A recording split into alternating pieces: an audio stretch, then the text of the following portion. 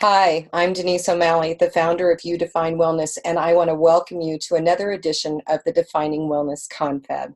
If you've been following along, you know we're doing 48 of these presentations to build a library on YouTube. And the reason for that is because we have a theme called Becoming the Director of Your Own Healthcare.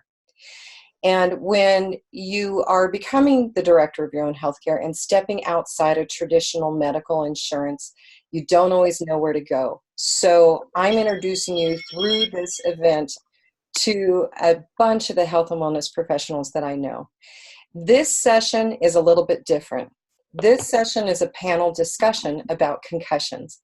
And the reason for it is I have recently had my 9th concussion. And since this is my deal, I get to choose what we're going to be talking about. And so what I wanted to do is put the conversation out there about concussions and post-concussive syndrome and give you some ideas of other things that you can do and just have a talk about it.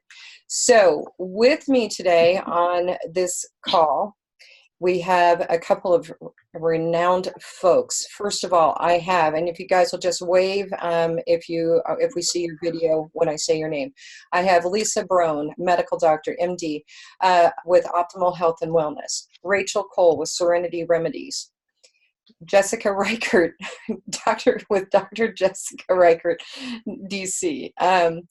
She's wandering around her office here. Gail Smithson, L.Ac. with Smithson Clinic.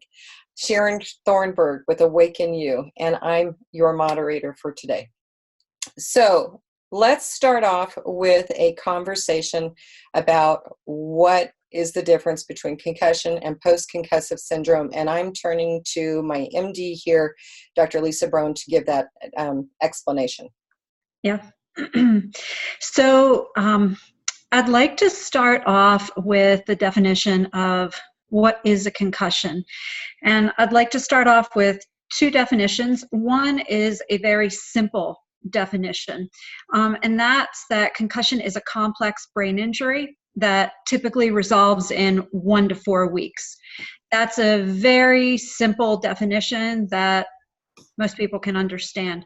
The technical definition of a concussion is that it's a traumatically induced transient disturbance of the brain that involves a complex physiologic process.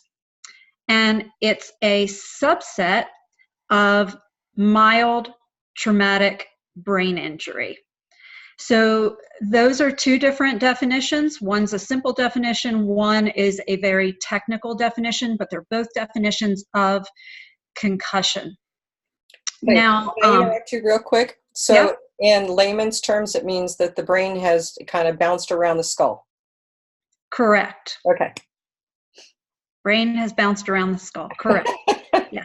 Skull cannot expand. Brain is in a finite space, and yeah, correct. So we're getting a little bit away from using post-concussive syndrome. At least the sports field is. So I'm trained as a family and sports medicine physician, and we're going more towards persistent post-concussive symptoms rather than post-concussive syndrome. So the definition of persistent post-concussive symptoms is greater than 2 weeks having symptoms in an adult and greater than 4 weeks in a child of having concussion symptoms. So I'm opening this up to everyone. So you can just, whoever jumps in first and, can answer it. What type of symptoms are we talking about? Okay, Rachel, you're left first. So Rachel, okay, may I share? Oh yeah, please. Okay, so I'm not the only one who's had a recent concussion. Rachel did as well. And so let's talk about symptoms that that you've had. Oh, well, mine's interesting because I had the concussion while I was still at 5,000 feet. I moved to 8,000 feet. within a few weeks. So for 3 weeks I was down here. I couldn't do anything. I was on total bed rest and brain rest is what they put me on. Couldn't think, couldn't remember, fuzzy, emotionally reactive were a lot of them. I'm still suffering, and when my doctor talks to me, she's like, it might not have behooved you to move to 8,000 feet with a concussion, because I lose my breath. I get very lightheaded.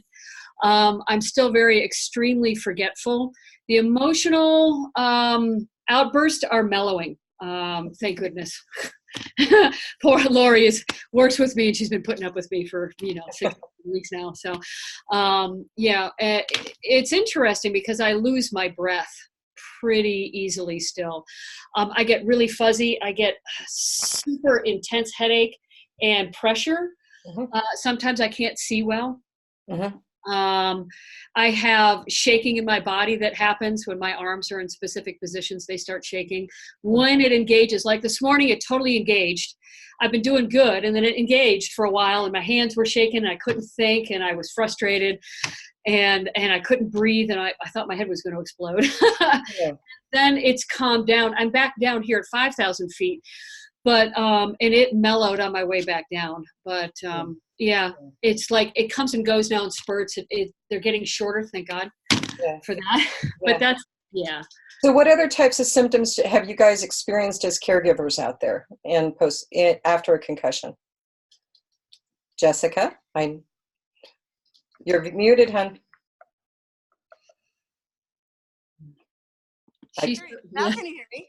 Yes. So with my patients, I notice a lot of emotional stuff. Like you'll go from anger to crying to frustration, processing. So different processing. People can't understand when people are talking to them, or to read. They can't read either. Like they just can't process it, and it can be really frustrating. Forgetfulness. That's a big one. That's a bad one. Yeah, that's a huge one. Car sickness, more vertigo or dizziness can happen, or even just fatigue. Flat out tired all the time. Yeah, Lisa, you wanted to say something. Yeah, I was going to say mood changes, headache, fogginess, fatigue, neck pain, headache, visual disturbances. I have a lot of people that have to go through eye therapy because of concussions. Wow. Now, that's new to me. That's new, the eye therapy. Eye therapy is amazing. Maybe that's a good thing for me to do. I haven't done that yet. We have people we can introduce you to. I couldn't even put my glasses on. I put my glasses on and they were so tight. Now they're so loose they'll fall off because they were pushing back here. All of those symptomologies happened immediately at the doctor's office. She put the glasses back on me and I had to hold on. I almost fell over. Yeah.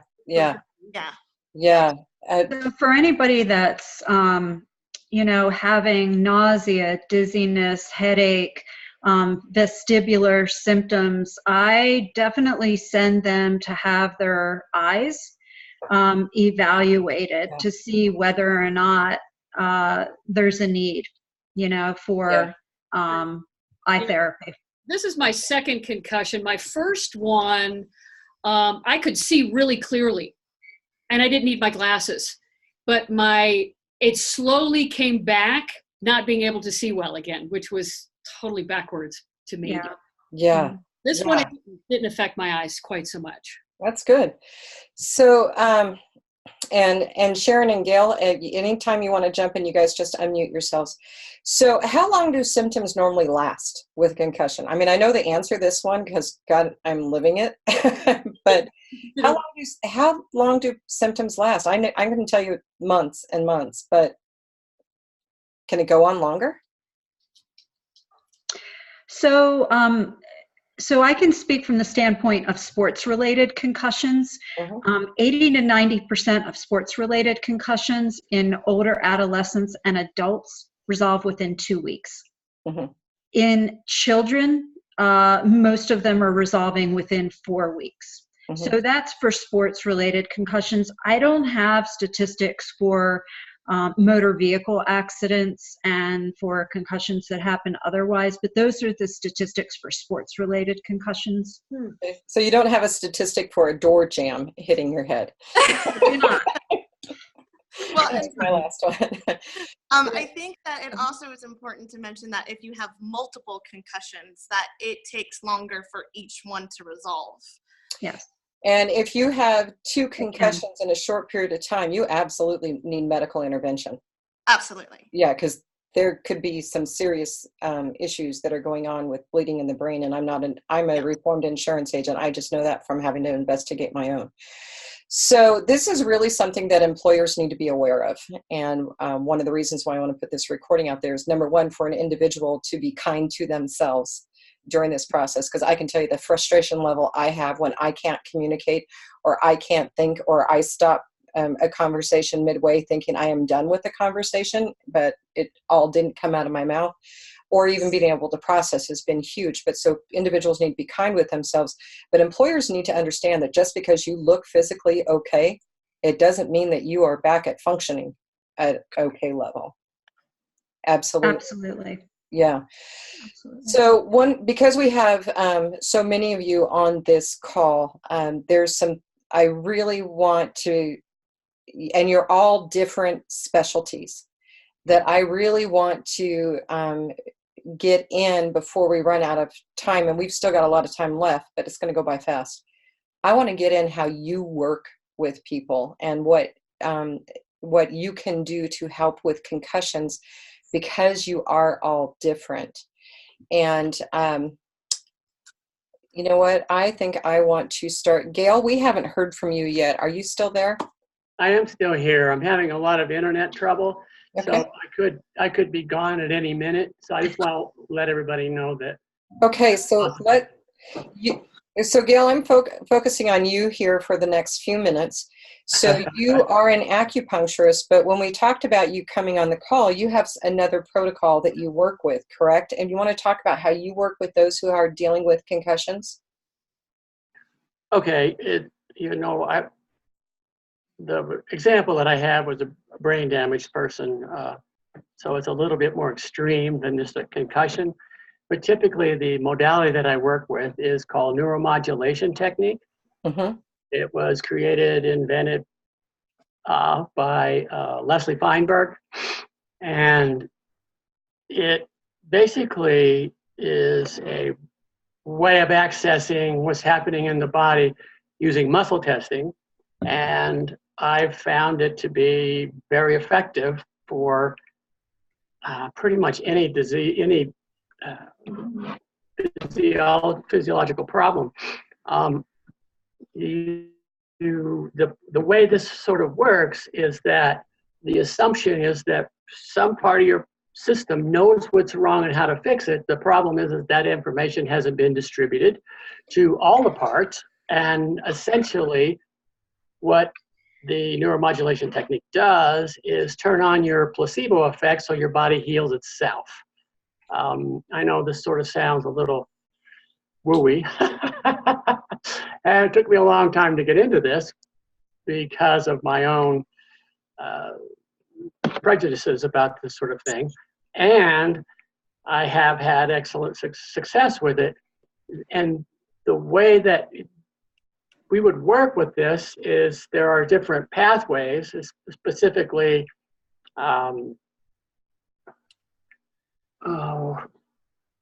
it's sort of hard to explain them because it requires much more time and investment in trying to understand this, but the pathways have to do with, okay, so there's something wrong with the circulation in the system, maybe perhaps the inflammation is overwhelming, and so then you ask the system, okay, are the glial cells then being overactive in correcting the situation or the trauma?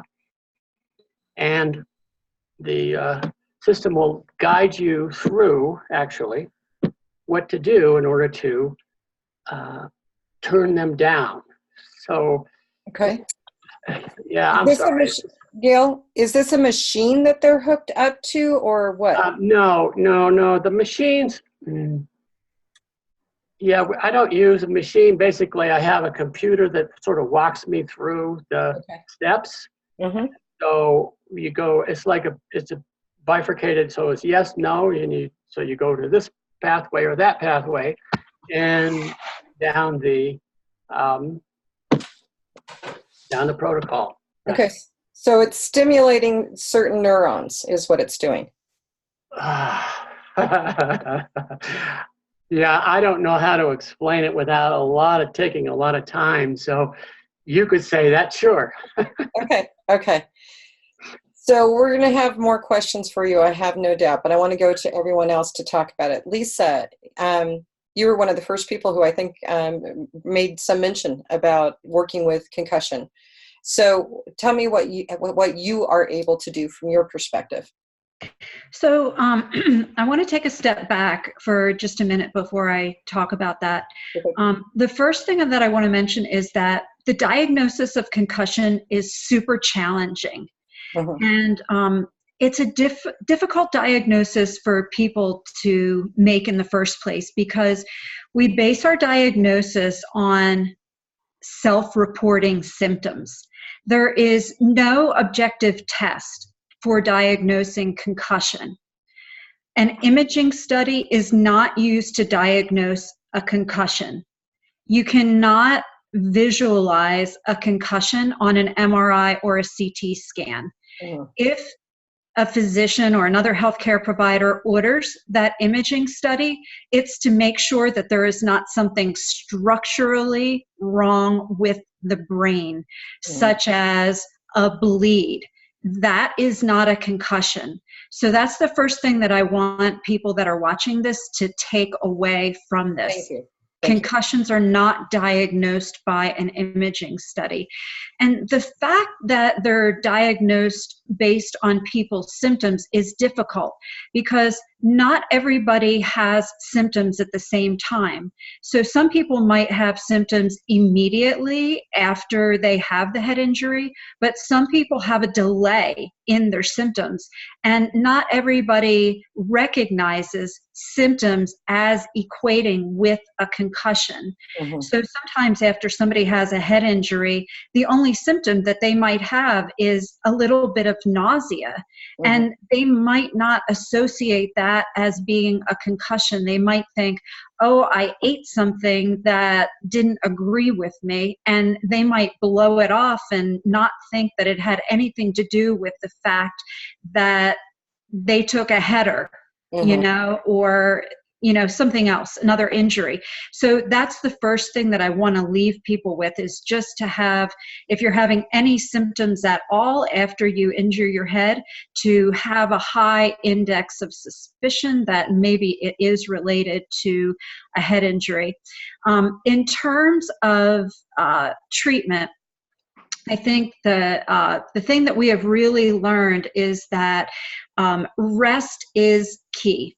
So both physical rest and cognitive rest. And in terms of physical rest, what I do is I make sure that I document every single symptom that somebody has, both immediately and in the period of time following the concussion. So I watch them serially over a period of weeks and document all of their symptoms. And before I let them return to physical activity, I make sure that their symptoms have resolved. And then when I'm letting them return to activity, we gradually reintroduce them to physical activity.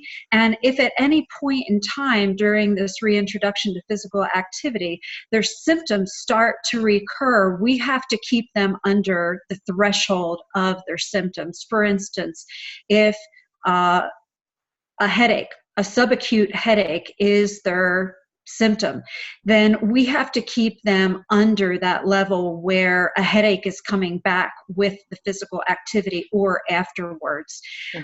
And the other thing that's really key is cognitive rest. So I am talking about children that are in school. we have to be very careful about talking to the parents, the teachers, the principals, keeping them all in the loop in terms of brain rest, in terms of rest from any electronic devices, telephones, computers, iPads, televisions, any sort of electronic devices, because anything that's taken in through their eyes goes directly back to their brain and is stimulating and is taxing on that brain that is injured. So really, again, have to keep them under the threshold of activating any symptoms and just allow their brains to rest. So while somebody is in the time frame of just having a concussion, I follow them pretty closely, usually week to week, while they are recovering from concussion, and just manage them expectantly until they are not having symptoms, and then gradually ease them back into things both where they are taxing their brain and also physically taxing their body. And then the last thing that I wanted to say is that there are a couple of recovery predictors in terms of when things look like they might last like longer than a month, so those persistent post-concussive symptoms. So for people that have more symptoms and higher severity, subacute headache and depression symptoms are risk factors for symptoms lasting greater than a month. So if you see somebody that's having this kind of like low-level daily headache, or they're having depression symptoms, we worry about those people as having the potential for persistent post-concussive symptoms. Thank you. Yeah, that cognitive rest is a doozy. Oof. Yes. It's very difficult. It's difficult. So, Jessica, what I know about you is, yes, you are a chiropractor, but that you are also a professional kickboxer, and you had way more concussions than I've had. We're not in a competition with each other on this. Yeah, please don't try and catch up with me in my 15. Yeah. Well, that's less than I thought it was, so I thought you were at 21. Only the big ones. I'm sure there are some little ones in between there. Absolutely. So can you talk about your approach in working with concussions? Sure, absolutely. So I think it's really important to make it a point that when you are dealing with concussion, you need a team to really help you heal. There's a lot of parts to the body. So as a chiropractor, my job is to make sure your nervous system is working correctly. So if you get hit in the head, or if you're in a car accident and you get whiplash, the bones become out of alignment and put pressure on the nerve. Our nerves talk to our body and they tell it what to do. So my job is to get you adjusted, to take the pressure off the nerve so that you can start functioning correctly. Also, we want to make sure you have enough blood flow to your brain. In the neck, there's the arterial vertebra. Actually, there's a whole blood flow complex in our neck. So if it gets pinched, you're not getting blood to the brain. So that's really important too. So we want to make sure that we're functioning optimally. We also want to make sure that we have the correct nutrition. Our brain is fat, so we need to make sure we have enough fats and nutrition and not a lot of junk as well. But again, my main point is that we need a team to really help through these concussions. We do, and I can tell you, I have a very wide range of diverse people who I know that I'm relying on, and everybody's doing something different, and it's all interrelated, and so it's awesome. I want to go to Rachel, and one of the reasons that Rachel has a company called Serenity Remedies, and that it is CBD. And Rachel, I'm going to tell you that after I bonked my head this last time, the first thing I did when I kind of stopped seeing stars is I went and I got a dropper full of the CBD oil. And that was absolutely helping me through those first hours after the concussion. But you had your hand raised. You wanted to say something about it. And then if you want to talk about CBD and how it helps. Okay. Yeah, the CBD really helps. Interestingly, when I have an OMT I'm working with, Dr. Jessica Kellner in Lakewood, and she's rather amazing. And she's like, nobody else touches you at the moment until we get this, and this settled. So we're doing pretty good with that. She really worked back here a lot to do the circulation, get the circulation up. So she recommended that I take the CBD and put it in the back of my neck, which works beautifully to take the inflammation out. Mine is mostly on just one side of my head. I was looking at my phone this way, sitting still at a stoplight, and got hit and went forward this way. So I get these headaches that come down, and it's just this side. I will actually put the CBD over here too, and it'll loosen things up. CBD is really interesting because the research shows, especially in neurodegenerative disorders, including TBI, brain injury, and concuss, that this assists. It's showing that it's assisting with Parkinson's, which it does stop the shake because of the neural block. CARS with the glutamate and the exotoxicity process that can happen, it slows that down to stops it. And that's very damaging to the brain. So CBD goes in there and actually works directly with those neurotransmitters in the brain. So I get relief from the headaches. Sometimes it helps me with the nausea. Sometimes it doesn't. It just depends. But I take it regularly every day anyway, being that I can pop cancer pretty easy in my body. So I take it anyway as a anti-prolific and anti-cancer type thing. And it works great on my skin for basal cell too. But it helps with the three main things it does is it's up circulation because it takes down inflammation. So it's an anti-inflammatory. It calms down the excited and overstimulated nerves and calms them down, which can cause a lot of damage. And then it also works in the tonality of the vascular system and softens the tonality, is what the research is showing, of the blood vessels. So going in, it'll softens that so you get more blood flow. So it's kind of a trifecta for healing: anti-pain, inflammation, and the tonality, and helps vascular system. That's awesome. Yeah, it's kind of an amazing little plant that they've stopped, and they're all rethinking now because it's really amazing the research that's coming out with this, and people with strokes and their recovery coming back. And we just posted somebody with a back injury that's, he was shot, so he's in a wheelchair, but his symptomology and pain and circulation are abating. The pain is abating for him, and the circulation is getting better. And it's really, it's quite wonderful to see what, something from a natural hemp plant that we grow in Wheat Ridge can really do for folks. Fantastic. So I just want a housekeeping item here. Gail Smithson actually just left the conversation. He has been having nothing but computer issues since before we launched this, and so it wasn't coming through. I really wanted to go into another area with him, but unfortunately he had to leave us. So Sharon Thornburg, you have been quiet through this whole thing, and you and I were talking about some of the things that you can do post-concussion, and it's your turn to share. Okay, thank you, Denise. And I kept listening to the language, and the language that was being used today is the word emotion. There was so much emotion around concussions. And what I do is I'm a certified, simplified emotional freedom technique, better known as tapping. Mm-hmm. And if you're not familiar with tapping, it's tapping on the meridian points and to deal with emotion. So what I heard is there's a lot of emotion around fear, anxiety that this could happen again, sadness. Will I ever get over this? Am I ever going to recover?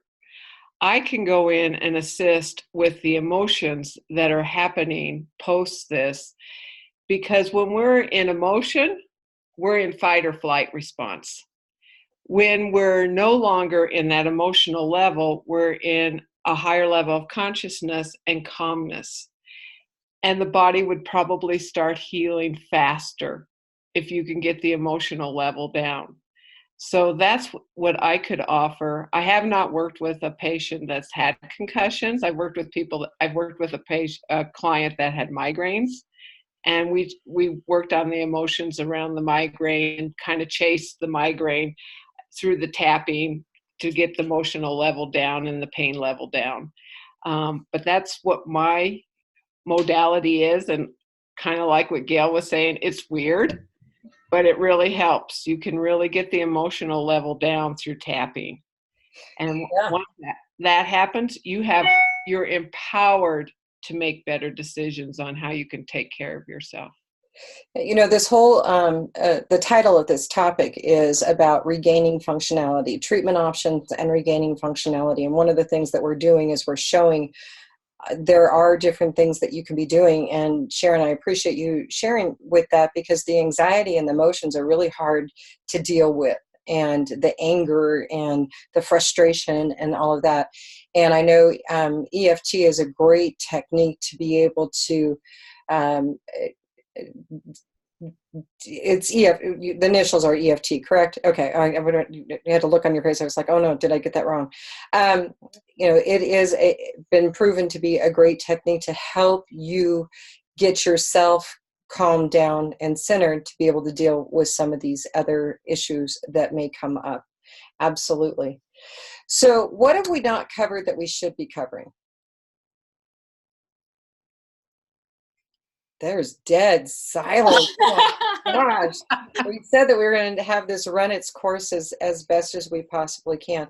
You know, one of you, and now I forget which one of you said it, that you need to have a team, a support team. And you need to have someone who's bringing all those together. So let me ask you guys this question. So is it something where they would go to one of you and you can refer them out to other people? How does someone create their own team? You know, for the overall theme of this is becoming the director of your own healthcare. Where do you get started? I think people start where they feel comfortable. Okay. And then, you know, wherever they start, if the provider is knowledgeable in concussion, they can refer them out as they, you know, as they need to, you know, be seen. And yeah, I think they can start wherever they feel comfortable. Yeah. And Jessica, you mentioned nutrition was really important. And I had hoped to get someone on here who was a nutrition specialist, but you do that. I do. And Lisa, I bet you do that as well. And Rachel, I don't know if you do, or Sharon, if you do, but yeah, it's all. Absolutely. Yeah. And there's a specific, you know, there's specific things our brain needs as well. So it's important to be with somebody who's knowledgeable in that. And I have my own protocol for brain just because I've had to go through it myself. And it's one of those things for me, it's going to be a continual thing for most of my life because I've had so many brain injuries. So it's not like I can ever stop it. But since I've had my own personal experience, I'm going to be a little bit more knowledgeable in it as well. Okay, so what types of things are in that protocol? So part of it is we need to get some of the inflammation down in the brain. So supplements to help drop down the inflammation. Fats are extremely important. So fish oil, avocados, fats, especially right after the injury. The brain needs to heal, so it needs those extra fats to really sink in there and help those cells heal. Water, we actually need a lot of water. Thank you for mentioning that. I can't believe how much water I've been drinking since I hit my head. Yeah, I mean, we're made of mostly water. Most of us, just in general, are dehydrated. And we need water to heal. Our cells need it. Everything needs it. So the lucky formula for our water is half of your body weight in ounces. Half of your body weight in ounces. That does not include tea. It does not include coffee. It does not include soda. That includes only water. Yeah. So when we're talking fats, you mentioned avocados. We're not talking about fatty pizza. And not fatty pizza. No, we want good healthy fats. You know, olive oil, fish oil, coconut oil. So good healthy fats, not pizza. So I have found that I need to keep my protein level up as well. And that's something that I've had to do. I've integrated more nuts, unsalted, you know, not with a ton of stuff on it, you know, just raw nuts. I've had to bring those in for some reason. I've been craving them and they Yeah. So yeah. There's a saying that says what you're eating, whatever it looks like is usually what organ it goes to. So like walnuts look like the brain. So, I have a bag of walnuts right here. so walnuts are one of the best things for the brain. Okay. Now it's interesting. I'm opposite on that because I have found that I've been craving more sodium, which I don't normally do salt, but then I feel better. Yeah. Well, some of that can be too that, when we are healing, our body is very stressed. Mm-hmm. So our adrenal glands actually go into overdrive. So it can actually cause us to crave salts as well. Yeah, because my symptomology has felt better after. Yeah, absolutely. And it also helps get the water into the cells too. Oh, okay. Maybe that's it. Okay. Yeah. So Rachel, I'm curious because our concussions were right around the same time. So have you been craving a lot of water? Have you been drinking a lot? Oh, yeah. A lot of water. I'm also doing, since I am so high up, actually my roommate recommended me taking this. Or oxygen. Never heard of it. Me either. So, but it's chlorophyll concentrate that I put in a lot of my water. I've started doing the chlorophyll, and it's supposed to help build blood and better blood. And I've actually been feeling better taking this, along with my CBD. Yeah, and then brain rest always helps. Yeah. But. So I want to call on Lisa here. So when we're talking about bringing in a lot of supplements and, what friends recommend, I know I can just see these red flags going off behind your head. So could you? I absolutely could. So I would like you to address that, please. Right. So, so I agree with some of what was said, but not all of what was said. So there have not been any conclusive studies on supplements in helping concussion. Mm-hmm. So there have not been any studies on that. There's a lot touted about using fish oil in helping people with brain injury. And I myself have even talked to people about that. Mm-hmm. But with the caveat that most people are not getting enough omega-3 fatty acids in their diet to begin with. So that's the problem. Most people just at a baseline, when they're not injured, are not getting enough omega-3 fatty acids. So here's the thing. I talk to people about making sure that they're maximizing their healthy diet at a baseline. So, just like Jessica was mentioning, making sure that their hydration is maximized. They're drinking at least half their body weight in ounces of water per day. With respect to fish oil, I think that, making sure that they're getting at least 2 servings of high-fat fish per week. And I talk to them specifically about what types of fish to eat, such as, wild caught salmon, that sort of fish. If they are doing supplements and they want to do fish oil supplements, I specifically ask them to obtain fish oil supplements that are tested for mercury. There is no point in you buying fish oil supplements that contain mercury. Totally counterproductive.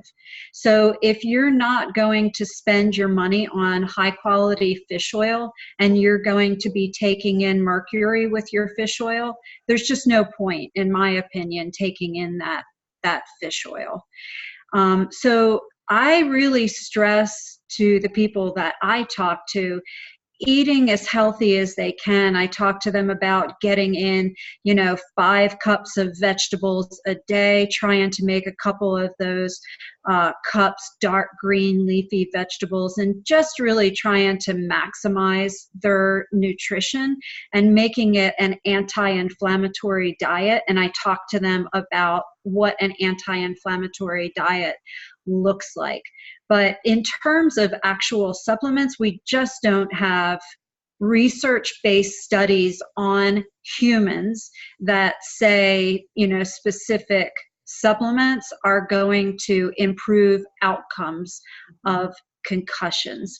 But since we know the brain is primarily made of fat, I don't think you can go wrong with trying to get in what you're supposed to with your omega-3 fatty acids. And I always talk to people about, what foods are high in omega-3 fatty acids and trying to get in healthy sources of that. One of the things that kind of leads into something that I'm going to mention, and we only have like really a few more minutes left to be talking about this, but prevention before something happens, and they're like, well, you don't expect a concussion to happen, but anything in general. And one of the things that was stressed, this week I was at the National Summit for Mental Health and Mental Fitness. And one of the things that they were really stressing, actually 3 things that they were really stressing as a preventative measure to be able to better cope when things happen in your life, mental crisis, a health issue, whatever, is the 3 things were meditation, mindfulness, and I'm forgetting what the third one was. And it'll come to me, but I'm gonna say that it was also very much eating properly, so that you have the healthiest body possible, so that you can recover faster. So being healthy is also a preventative measure when something like this happens, so that you can recover from it a whole lot faster. Yeah. No comment on that from anyone. Well, I'm gonna make a comment. I think I would add one more thing to that. I think it's really important to have a good support group around you as well, so that you have positive influences around you to help lift you up through this rough time too. It's really important for us to be connected. Yep. Yes, I remembered what the third one was. It was breath. Is just, breathing through all of it. And even after it happens, that was one of the things that I really had to focus on, was on my breath to help keep me calm. And Sharon, you brought in a great technique of being able to put the tapping into, what those techniques are, because when things happen, it's really hard to stay quiet. And Jessica knows. Yeah.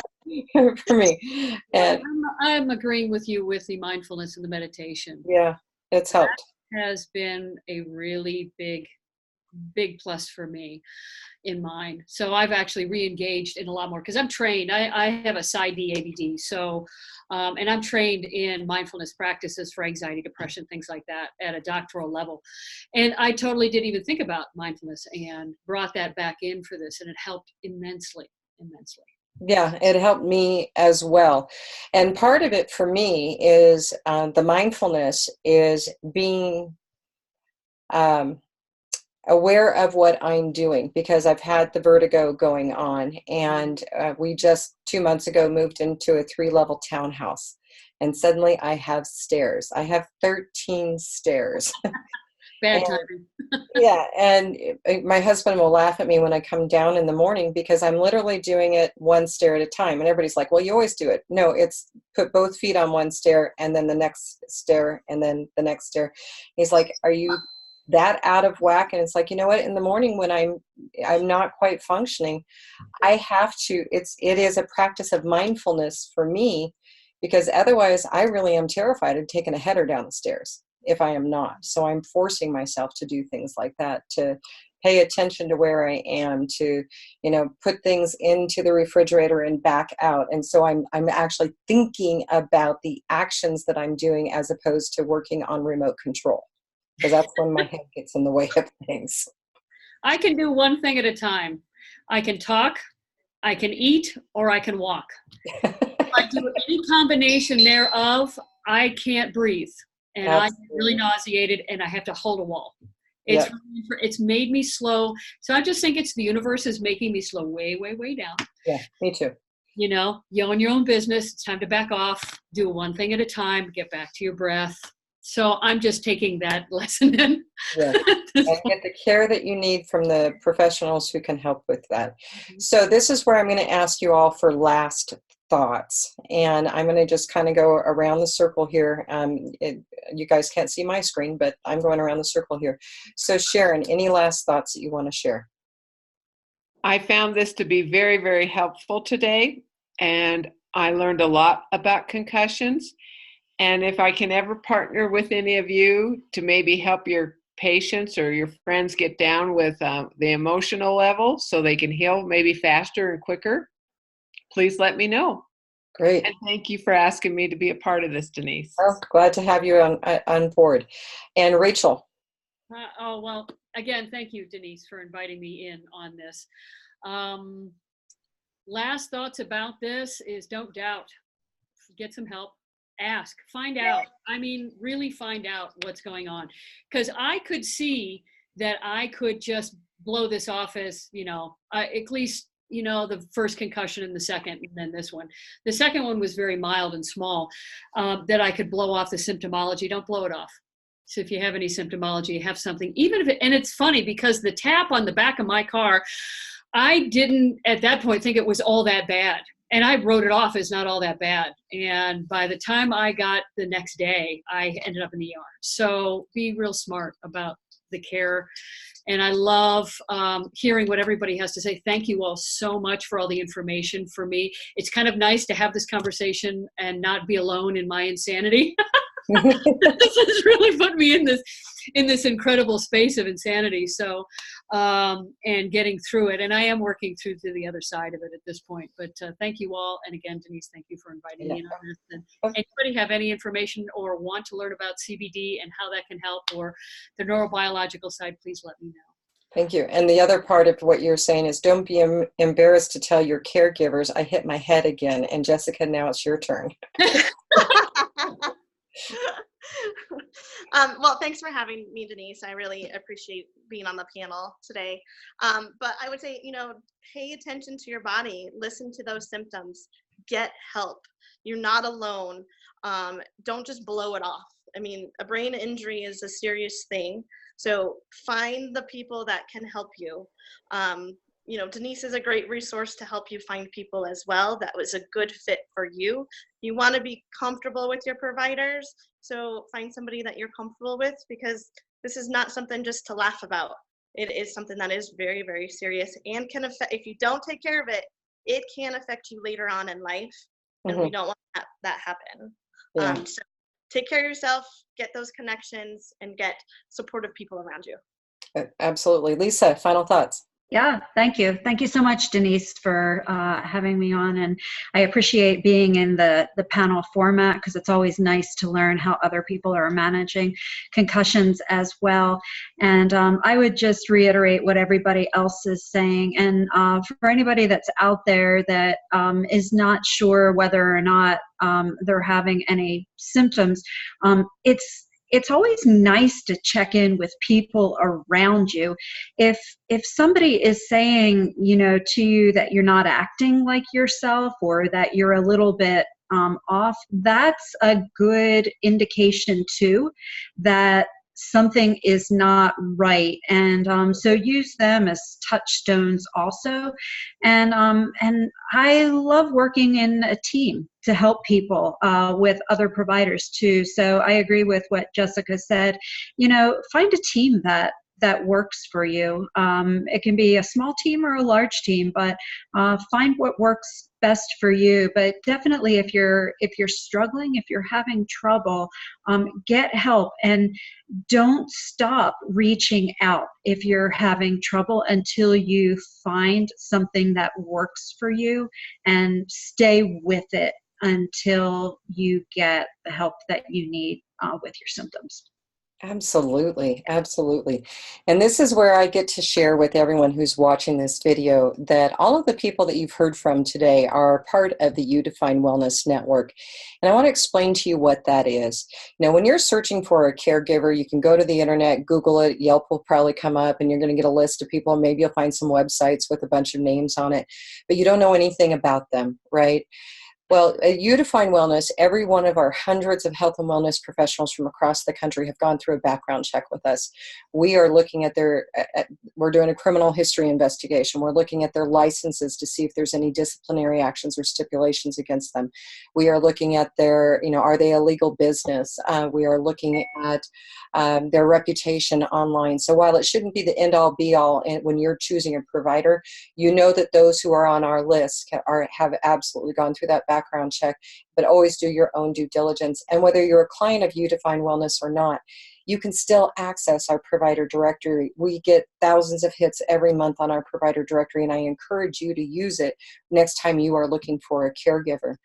And with this network of health and wellness providers, we're able to do some things like come up with an employee benefit program that we've created that gives you access to people like who you heard on this panel discussion today that may not be a part of a medical insurance plan. And we have over 130 different modalities out there that you can tap into on this. We're also able to put together an education catalog full of speakers that can specialize in health and wellness education. So if you're looking for someone for an employee lunch and learn or an association meeting or a school group or whatever, you can find providers in our network that can speak in those, and you can download the catalog for free. And then the last thing that we have is we have individuals who came to us and said, hey, I want to play, but I'm not on the employee benefit program, or I don't work somewhere. So we have created what's called the Healthy Living Savings Card. And this is a discount card. It is literally a card that you can present to the providers in our network who accept it, and they will give you a discount on the health and wellness products and services. It is debuting in this confab, and it is half price right now. It's only $49.50 through the end of the month. It's a one-time fee, and it never expires, and you can share it with your friends, your family, your coworkers. Whoever is holding that card and presents it gets the discount. And you can find out more on our website at youdefinewellness.com. And the last thing I want to share with you is our provider information. The people who spoke here today, I have their phone numbers on here. I have Rachel's link to her website so you can learn more about the CBD products that she has. And I just encourage you to reach out to them and see if they can help you in any way on your health journey. And with that being said, ladies, I am so indebted to all of you. Thank you so much for being on this and sharing your expertise. And an hour goes by really, really fast, especially when we have so many people on it. But I know I appreciate you in my own healing journey and the roles that each of you play in it as well. So with that being said, we hope to see everyone on another recording, and have a fantastic day.